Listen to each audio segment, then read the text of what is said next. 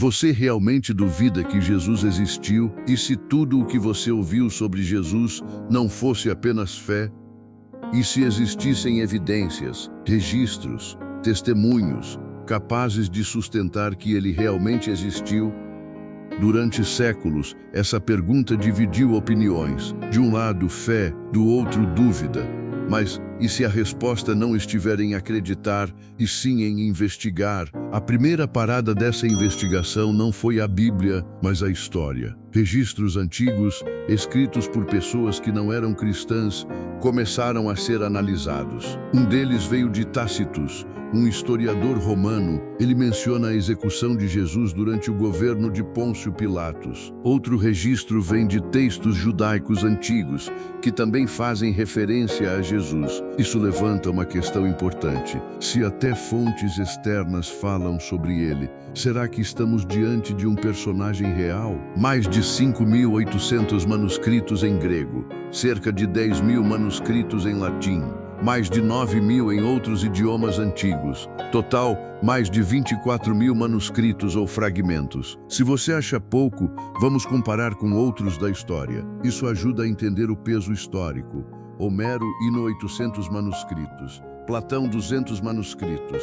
Júlio César, 10 manuscritos. O Novo Testamento tem muito mais evidência documental do que qualquer obra da antiguidade. Mas existir não era suficiente. Era preciso responder outra pergunta. Jesus realmente morreu na cruz? A crucificação romana não era um castigo qualquer. Era um método brutal desenvolvido para garantir a morte. Era açoitado com um chicote chamado flagrum.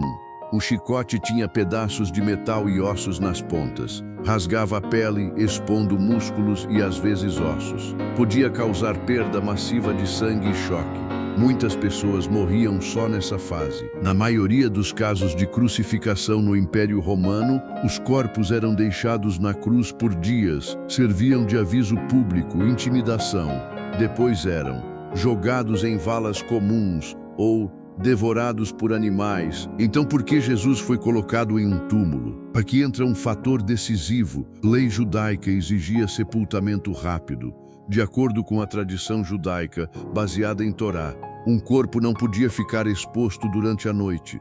Precisava ser enterrado no mesmo dia, especialmente antes do sábado. Isso pressionava as autoridades romanas na região da Judéia a permitir exceções. Os evangelhos relatam que José de Arimateia, membro respeitado do conselho judaico, pediu o corpo diretamente a Pôncio Pilatos. Como ele tinha posição social, o pedido foi aceito, algo raro, mas plausível. O corpo foi colocado em um túmulo, guardado, fechado com uma pedra. Mas dias depois, algo inesperado aconteceu. O túmulo estava vazio. E aqui começa um dos maiores mistérios da história. Se o corpo ainda estivesse lá, bastaria mostrá-lo, mas isso nunca aconteceu. Alguns disseram que foi roubado, outros que algo muito maior aconteceu. E então surgem os relatos mais intrigantes. Diversas pessoas afirmaram ter visto Jesus vivo, não apenas uma, mas várias, em momentos diferentes, em lugares diferentes, até mesmo em grupos. E aqui está o ponto que mais chamou a atenção. Muitas dessas pessoas enfrentaram perseguição, sofrimento e até a morte, sem negar o que viram.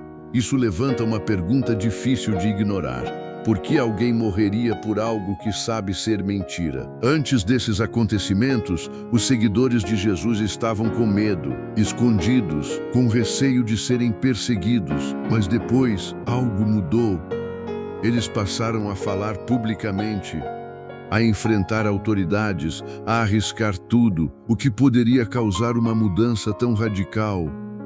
Uma ideia, uma mentira, uma experiência real. A investigação agora não era mais apenas histórica, era pessoal. Porque no fim, as evidências não obrigam ninguém a acreditar, mas elas fazem pensar, fazem questionar, fazem reconsiderar tudo aquilo que parecia óbvio. Então, Jesus realmente existiu? Os registros dizem que sim. Ele foi crucificado? Tudo indica que sim.